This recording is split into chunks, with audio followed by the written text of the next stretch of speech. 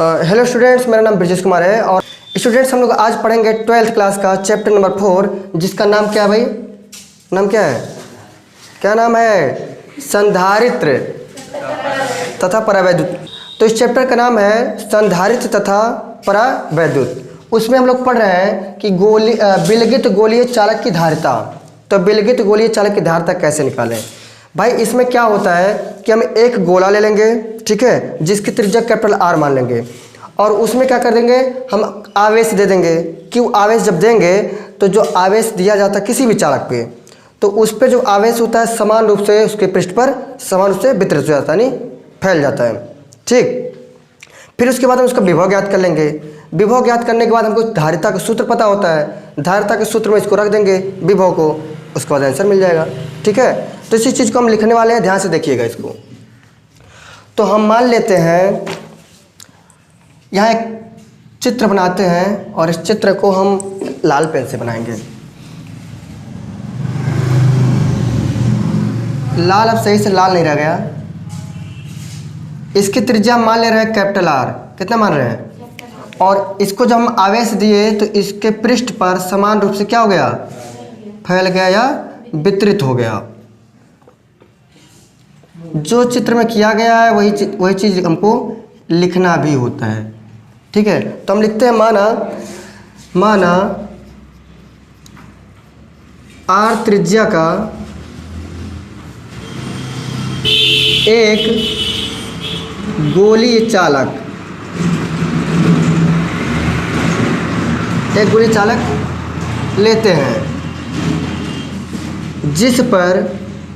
लेते हैं जिस पर Q आवेश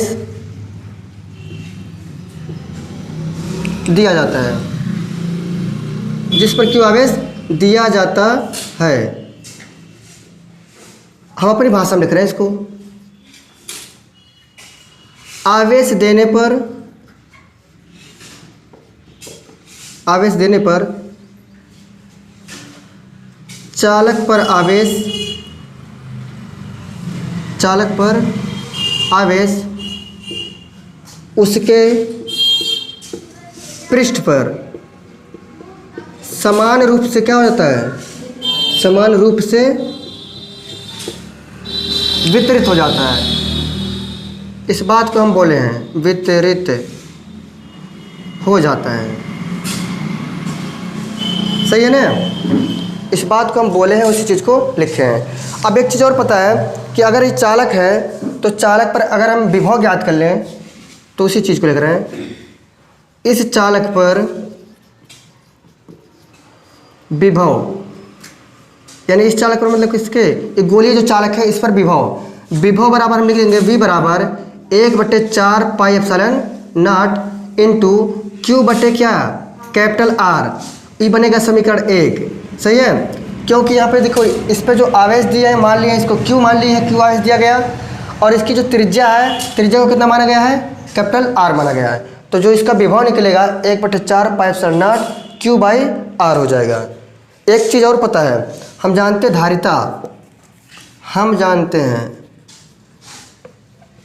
जानते हैं कि चालक की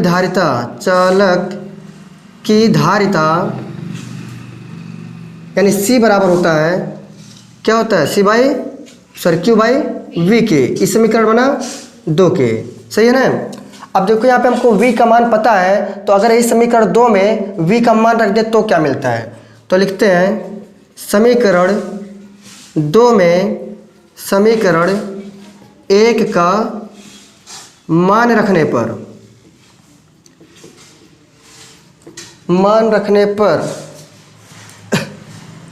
ठीक, जब हम मान रखेंगे इसमें तो देखिए क्या प्राप्त होता है। हमको पता है C बराबर होता है Q बाई V के। हम V के जगह पे इतना वैल्यू रख सकते हैं ना, तो रख रहे हैं। देखिए ध्यान से 1/4 pi epsilon not into Q by कितना? R के, सही है।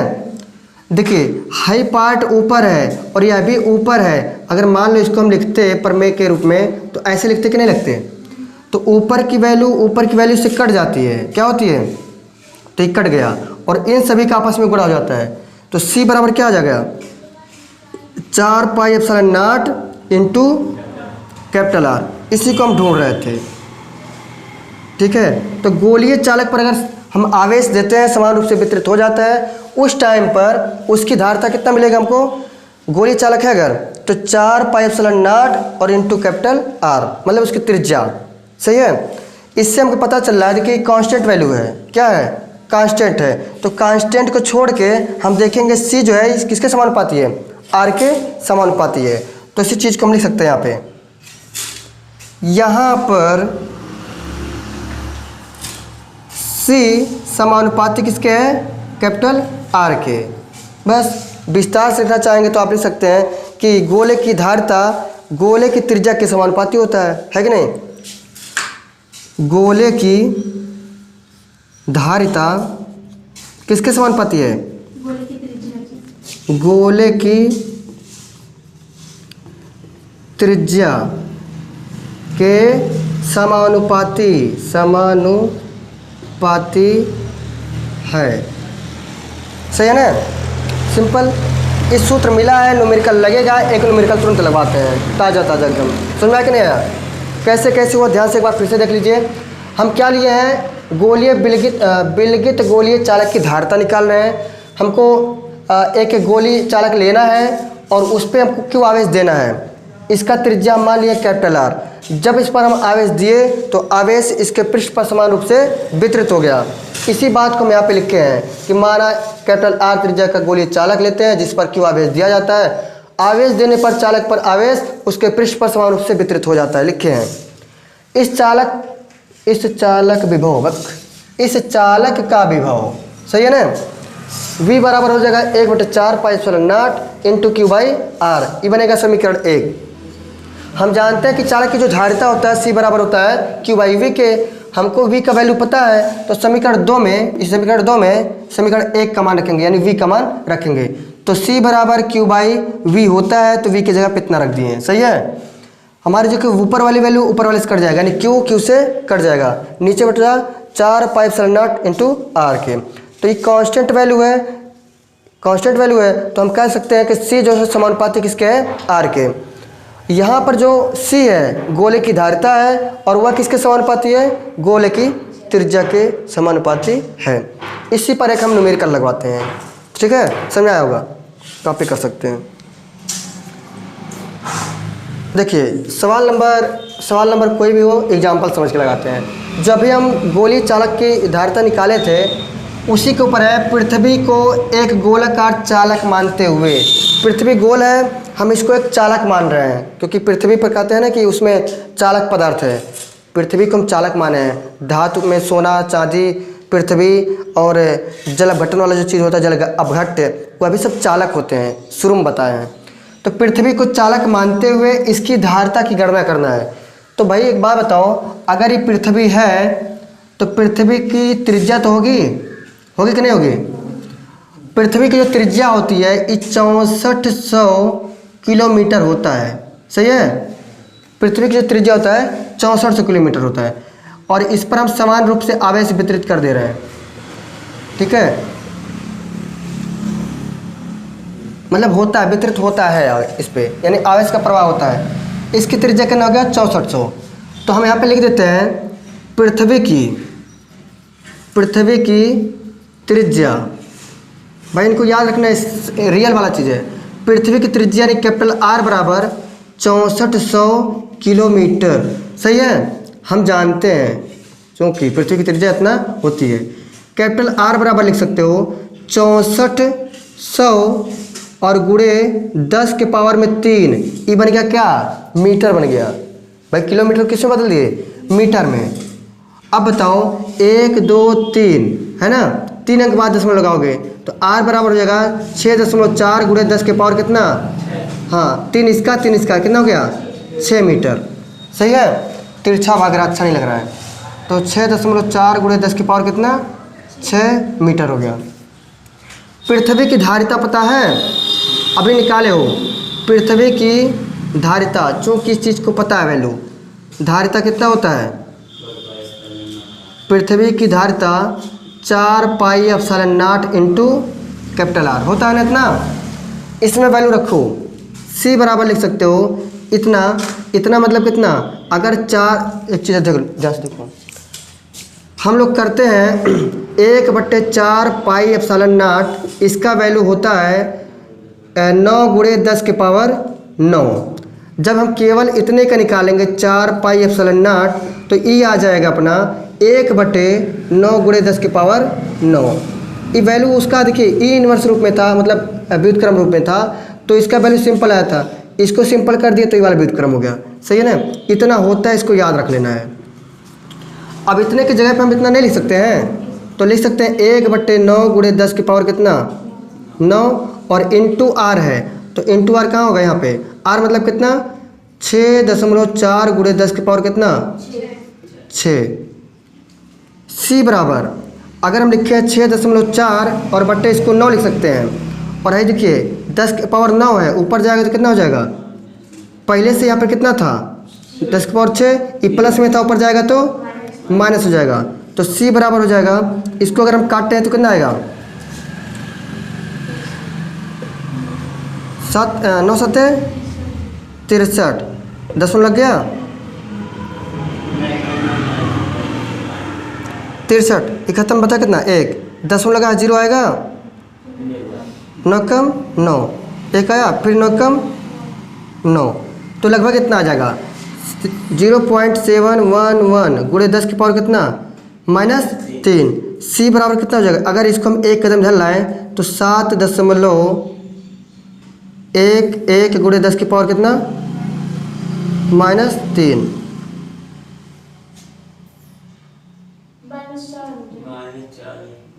सॉरी -4 और उधर ले जाएं तो सी बराबर लिख सकते हो। देखो एक कदम लेकर आए अगर हम, तो इतना हुआ 711, 2 कदम और ले जाएंगे तो 10 की पावर कितना हो जाएगा -6, इतना हो गया। और फैरेड में होता है ना, देखो आंसर ये माइक्रो फैरेड में आया है, तो सी बराबर हम लिख सकते हैं 711 माइक्रो फैरेड, क्योंकि 1 माइक्रो फैरेड बराबर होता है 10 की पावर -6, तो इस प्रकार से 711 माइक्रो फैरेड होगा। कारण है क्योंकि हमको पता है कि 10 की पावर -6 जो होता है 1 माइक्रो फैरेड के बराबर होता है। सही है, दशमलव को उधर लेकर गए, पहले यहाँ पे था 1 2 3 कदम उधर ले गए तो 3 पहले से था, 3 पावर 6 हो गया। सही है, कॉपी कर सकते हो, समझ में आया होगा। पहले हम क्या करेंगे, उसकी त्रिज्या निकालेंगे, त्रिज्या के बाद हम धारिता का सूत्र पता होता है, उसमें वैल्यू पुट कर देंगे, आंसर आ जाएगा। ठीक, अगला देखते हैं हम लोग।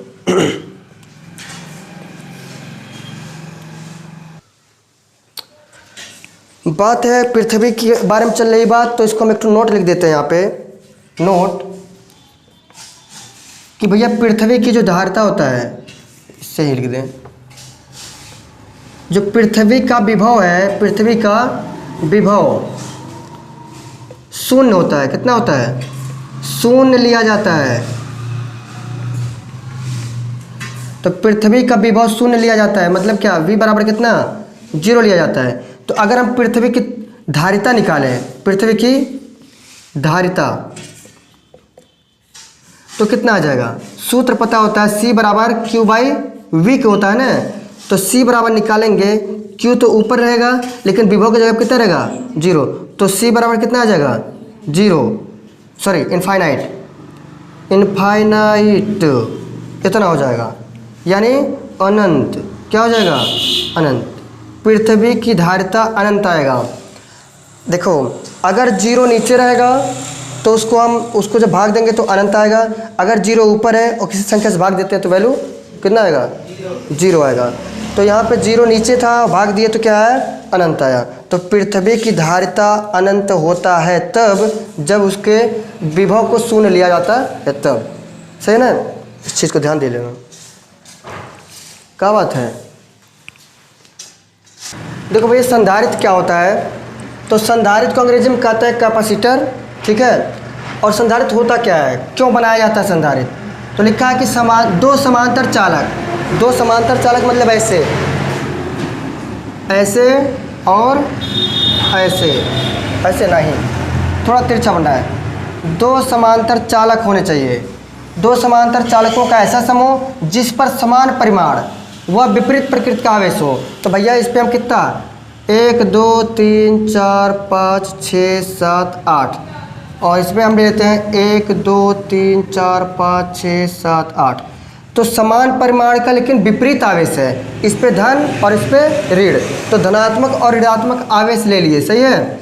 तो इसे हम क्या बोल सकते हैं, क्या बोल सकते हैं, संधारित्र बोल सकते हैं।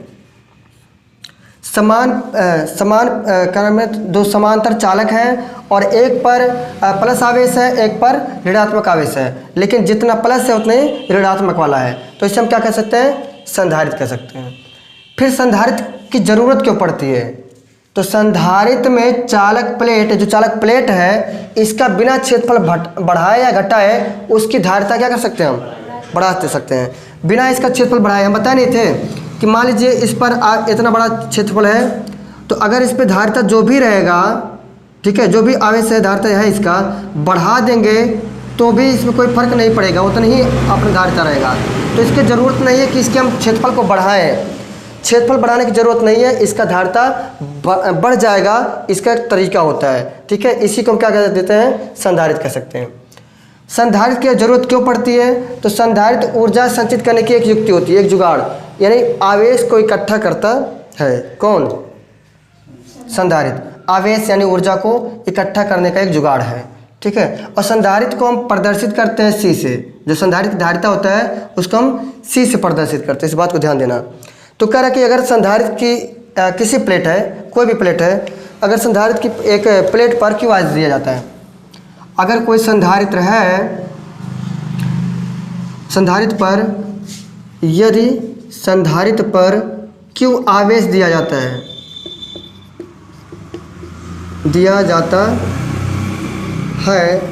तो उसके विभव में वृद्धि होती है, ठीक है। तो उसके विभव में भी वृद्धि होती है, विभव मतलब V में वृद्धि होती है, सही बात है। तो इसकी धारिता निकलेगा, तो धारिता पता है हमको C बराबर क्या हो जाएगा, Q/V के, इस प्रकार से निकालते हैं, सिंपल है, ठीक। हम क्या समझाए, संधारित्र क्या होता है, दो समांतर प्लेट वाले चालक होते हैं जिस पर अगर हम कोई आवेश देते हैं, ठीक है, जितना आवेश उसका धनात्मक रहेगा, विपरीत प्रकृति वाला भी उतना ही रहेगा, ठीक है। फिर दूसरा बताया है कि अगर एक कोई संधारित्र चालक प्लेट है तो उसका बिना क्षेत्रफल बढ़ाए उसकी धारिता बढ़ा सकते हो। फिर कह रहा है कि संधारित्र ऊर्जा संचित करने का एक जुगाड़ है, युक्ति है। अगर समांतर प्लेट चालक दो टू लिए हैं, इस पर धनात्मक आवेश मान लो कितना आया था, 8 टू 8 प्लस है तो 8 है माइनस होगा, ठीक है। और ऐसा ही सिंबल कहीं भी लिखा है, अगर ऐसा लिखा है सिंबल तो समझिए क्या है, संधारित्र है। आता है, पूछता है एग्जाम में, अरे भैया वो वाला बैटरी वाली नहीं है, ये अगर ऐसे लिखा है ऐसे करके ना, तो इससे हम क्या समझेंगे, संधारित्र समझेंगे, ठीक, बस सिंपल। अब इसके आगे हम देखेंगे एक नया डेरिवेशन है, संधारित्र का सिद्धांत। देखो इसी को हम क्या कह देते हैं, इसी को हम संधारित्र का सिद्धांत भी कहते हैं। क्यों, क्योंकि संधारित्र का सिद्धांत यही है कि बिना क्षेत्रफल बढ़ाओ और उसका बिना क्षेत्रफल बढ़ाए उसकी धारिता बढ़ा सकते हैं। संधारित्र का सिद्धांत यही है, ये है वास्तव में, ठीक। तो इसको हम संधारित्र का सिद्धांत भी कह सकते हैं। देखिए संधारित्र के सिद्धांत में हम लोग पढ़े, किसी चालक का बिना क्षेत्रफल बढ़ाए उसके विभव को कम करके धारिता बढ़ा सकते हैं। हम एक चालक प्लेट लिए जिस पर आवेश कितना था, क्यू आवेश था, विभव कितना था, V था फर्स्ट टाइम पे, और एक ऐसा चालक लिए B चालक, मान लीजिए यहाँ पे B चालक, इस पर कोई आवेश नहीं था, शुरू में इसका आवेश नहीं था, तो कैसा था ये, उदासीन था। जब चालक A को इस चालक के पास लाते हैं, उदासीन चालक के पास, तो इसके सामने वाले पृष्ठ पर ऋणात्मक आवेश आ जाता है, जितना धनात्मक उतना ऋणात्मक आ गया, लेकिन विपरीत वाले पे कौन आया, प्लस वाला आया, सही है, प्लस वाला आ गया। अब क्या करते हैं, इस पे पहले कोई आवेश नहीं था, अब ये जो धनात्मक आवेश आया है, अगर इसको हम जमीन से जोड़ दें तो अगले में जमीन से जोड़ दिए, तो जो धनात्मक आवेश था कहाँ चला गया, जमीन के नीचे चला गया। अब इस पे बचा कौन, बचा इस पे ऋणात्मक आवेश।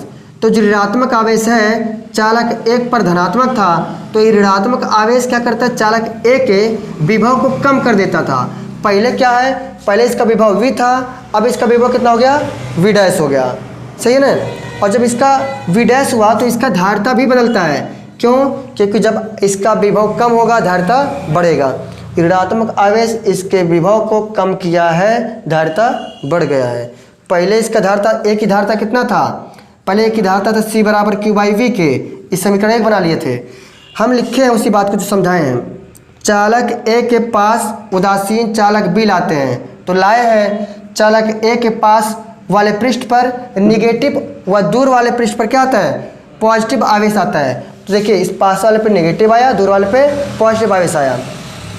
अब कह रहा कि बी प्लेट पर जो निगेटिव आवेश है ए के विभव को कम करता है। तो देखो ए का विभव प्लस वाला था ना, मतलब आवेश था, इसके विभव को कम किया है। तो जब विभव कम हुआ तो इसका धारिता भी बदल गया, ठीक है, कम कर देता है। इस स्थिति में चालक का विभव V डैश हो जाता है, यानी बदल जाता है। तब उसकी धारिता कितना होगा? तो C डैश बराबर Q/V डैश हो जाएगा। बदलाव दिखा। अब हम जो समीकरण 1 बनाए और 2 बनाए, तो समीकरण 1 में समीकरण 2 से क्या करेंगे? भाग दे देंगे। तो इसी बात को हम लिखते हैं आगे। इसको मिटा दे रहे हैं चित्र को, क्योंकि मेरे पास जगह है नहीं, मतलब को यहीं लिख दे रहे हैं। हाँ, तो समीकरण 2 भागा कितना कर लें? समीकरण 1 से। तो समीकरण 2 हमारा क्या है? C डैश है, C डैश अपान में C हो जाएगा। और यहाँ पे C डैश मतलब कितना आया था? Q/V डैश पूरे के बटे समीकरण 1 कितना आया है? Q/V, Q/ कितना? V। तो हम कहे थे कि ऊपर ऊपर कट जाता है, तो बचा क्या?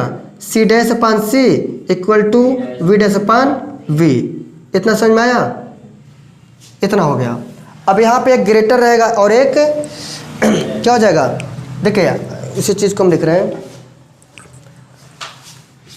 V डैश जो है कम है और V ज़्यादा है, नहीं बताया है? विभव इसमें कम हुआ है तब धारिता बढ़ा है ना। तो यहाँ पे जो पहले वाला जो था हमारा, पहले वाला V था, पहले उसका विभवांतर V था। जब इसको माइनस वाला लाया तो इसका विभव कम हुआ है। तो कौन बड़ा हुआ? V डैश की V? कौन बड़ा हुआ? पहले V था, इसका कम हुआ, तो V बड़ा हुआ। और जब V बड़ा होता है तब बताओ कि धारिता कौन बड़ा होगा? C डैश की C डैश बड़ा होगा। यही बात हम बोले हैं कि धारिता विभव कम हुआ, धारिता बढ़ गया। तो विभव इसमें कम हुआ है, धारिता बढ़ गया, यही बात है। समझ में आया कि नहीं आया? तो इस बात को आप नोट कर सकते हैं, सिंपल चीज़ है, समझने में कोई दिक्कत नहीं होगा। तो इसके आगे देखेंगे अगले वीडियो में। तो यदि हमारा वीडियो आप लोग को अच्छा लगा तो हमारे इस चैनल को लाइक करें, सब्सक्राइब करें और शेयर करें।